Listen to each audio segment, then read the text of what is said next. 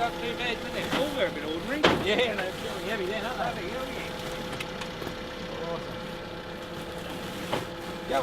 Thanks, Too buddy. easy. No worries. That'll keep us nibbling for a bit. Oh yeah, you think, can't?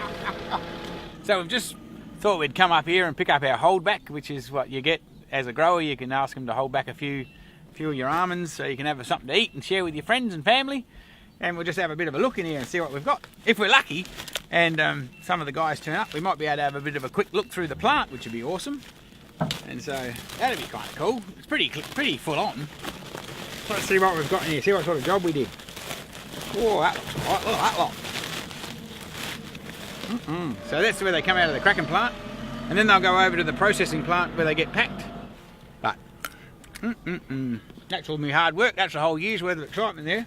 Well, not this little bit. This is just the extras, but yum, yum, yum.